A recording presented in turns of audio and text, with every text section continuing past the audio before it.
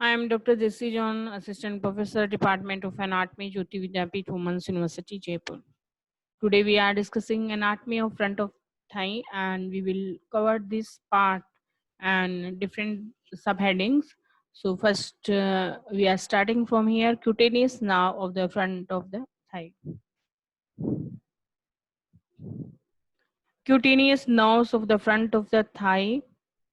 There are some nerves, lateral cutaneous nerves and medial cutaneous nerves, and intermediate cutaneous nerves of thigh, the femoral branch of genitofemoral nerve, and ilioinguinal nerve. And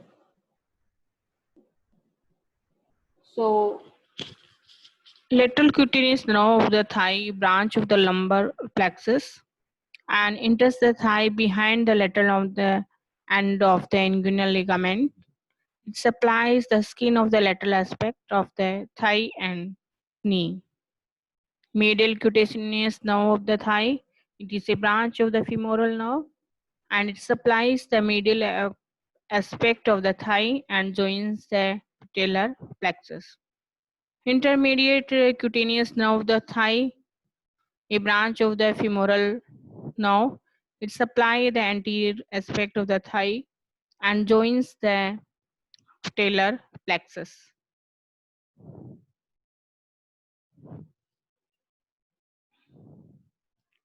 The femoral branch of the genitofemoral nerve, a branch of the lumbar plexus, enters the thigh behind the middle of the inguinal ligament and supplies a small area of skin. The ilioinguinal nerve, a branch of the lumbar plexus, enters the thigh through the superficial inguinal ring. It supplies a small skin area below the medial part of the inguinal ligament. Patellar plexus lies in front of the knee and is formed from the terminal branches of the lateral, intermediate, and medial cutaneous nerves of the thigh and the infrapatellar branch of the spinous nerve. And there are some muscles that involved in the anterior compartment of the thigh.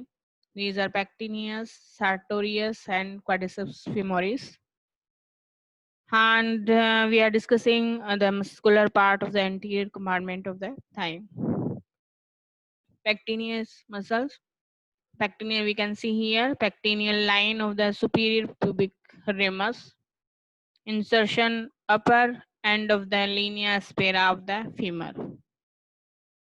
Action flexes and abducts the thigh at the hip joint. Nerve supply, it is supplied by the femoral nerve. Sartorius muscles.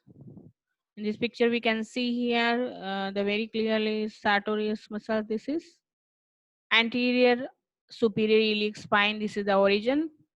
Insertion upper part of the medial surface of the shaft of the tibia. This is shaft of the tibia. Action, it flexes, abducts, and laterally rotates thigh at hip joint, and flexes and medially rotates leg at knee joint. Now supply branches of the femoral nerve L2, L3. Quadriceps femoris, rectus femoris, vastus lateralis, and vastus medialis, and vastus intermedius. And we can see here all the muscle vastus medius, vastus intermedius, and vastus lateralis.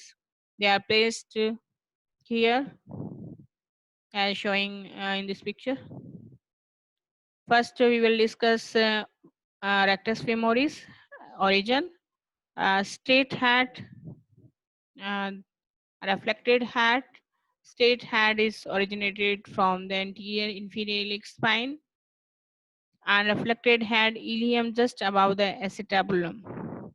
Insertion, common quadriceps tendon, then tibial tuberosity via patellar ligament.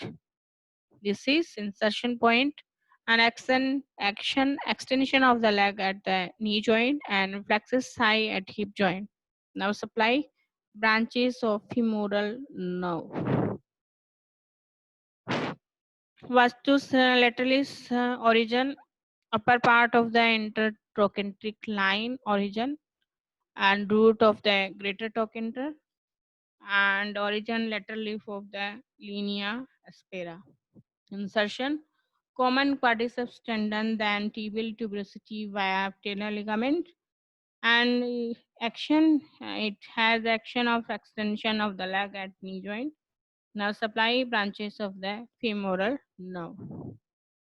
Vastus medialis has a origin from the lower part of the intertrochanteric line of the femur and the spiral lines of the femur, medial leaf of linea aspera of the femur, and upper part of the medial supracondyle line. Insertion common quadriceps tendon, then tibial tuberosity via patellar ligament, and it has the action of extension of the leg at knee joint and stabilize patella also.